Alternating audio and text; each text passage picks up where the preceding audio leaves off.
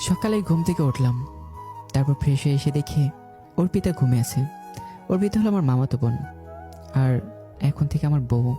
ওকে হালকা ধাক্কা দিয়ে ডাক দিলাম। ঠিক তখনই লুচ্চা লাফাঙ্গার, কখনো মেয়ে মানুষ দেখিস নাই? মেয়ে দেখলে খালি টাচ করতে মন চায়। তুমি ভুল ভাবছো, আসলে আমি এমন না। আর ডাক দিলাম তাই বলে মারবা? তুই কেমন সেটা তো দেখতেই পারতেছি। আর শোন, তুই আমাকে তুমি করে বলার অধিকার কে দিছে তোরে? তুমি আমার বউ, আর আমি তোমার স্বামী। অধিকার দেয়ার কি আছে? আর তুমি আমার ছোট, তোমাকে তুমি করে বলতে পারি। তাছাড়া তুমি আমার মামাতো বোন ছিলে। ওই ফকিন্নি কোথাকার, মুখে মুখে তর্ক করবি না। আমি একদম পছন্দ করি না। আমি যেটা বলতেছি তুই সেটাই করবি। আচ্ছা, তবে আমার একটা শর্ত আছে। তোর আবার কিসের শর্ত বল শুনি।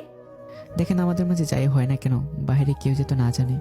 আর প্লিজ, আব্বু আম্মু জানলে অনেক কষ্ট হবে, তাই ওদের সামনে স্বামী স্ত্রী অভিনয়টা করবো। আমি তখন আপনাকে তুমি করে বলবো, আর আপনি প্লিজ তুমি করে বলবেন। আচ্ছা ঠিক আছে, তুই দাঁড়া, আমি ফ্রেশ হয়ে আসতেছি। জি। আচ্ছা, কিছু বুঝতেছেন না তো? তাহলে শুনুন, ফ্ল্যাশব্যাক। হৃদয়, এই হৃদয়, অফিসে যাবি না? মা, আর একটু ঘুমাইতে দাও না।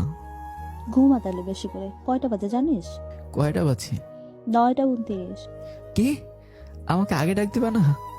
সেই কখন থেকে তো ডাকতেছি, তুই উঠছিস না। তাড়াতাড়ি ফ্রেশ হয়ে খেতে আয়। হুম। তারপর ফ্রেশ হয়ে নিচে গেলাম। নাস্তা করে যা। না, দেরি হয়ে গেছে এমনিতে। বাইরে থেকে কিছু খেয়ে নেবো মা, আমি গেলাম। আচ্ছা। ও সরি, আমার পরিচয়টা তো দেওয়া হয়নি। এতক্ষণে নিশ্চয়ই বুঝতে পারছেন আমি কার সাথে কথা বলছি। আর আমার নাম ওটাও নিশ্চয়ই জেনে গেছেন। তারপরও বলছি, আমি হৃদয়, ছোটখাটো একটা প্রাইভেট কোম্পানিতে জব করি। আর আমার ফ্যামিলি হলো মধ্যবিত্ত থেকে একটু নিচু শ্রেণী। যাই হোক, অফিসে চলে আসলাম। কেমন আছিস দোস্ত? ভালো আছি। তুই কেমন আছিস? ভালো।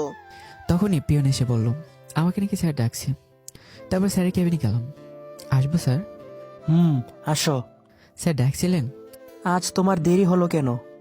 আসলে স্যার, রাস্তায় কোনো গাড়ি পাইনি, তাই পথ হেঁটে আসলাম। আচ্ছা শোনো, অফিসের মাঝে তোমাকে আমি সবচেয়ে বেশি বিশ্বাস করি, তাই তোমাকে এই ফাইলগুলো দিতাছি। গোপন কিছু তথ্য আছে, এটাতে তুমি দেখবে সবকিছু ঠিক আছে কিনা। কিছুদিন পর আমাকে ফেরত দিবে। জি স্যার, তাহলে যাই। হুম। আমার কেবিনে এসে কিছুক্ষণ কাজ করতে লাগলাম। কাজ শেষ করে রাতে বাসায় গেলাম। ফ্রেশ হয়ে আমি খাবার দিতেছি। জি। ফ্রেশ হতে খেতে গেলাম, তখন আপু বলছে হৃদয় মামা ফোন দিছে, যাইতে বসছে কাল, অর্পিতার বিয়ে ঠিক হয়েছে। তোমরা সবাই যাও তাহলে। কথাটা শুনে আমার বাম পাশটা ব্যথা করতে লাগলো। তুই যাইবি না? না, অফিসে অনেক কাজ আছে।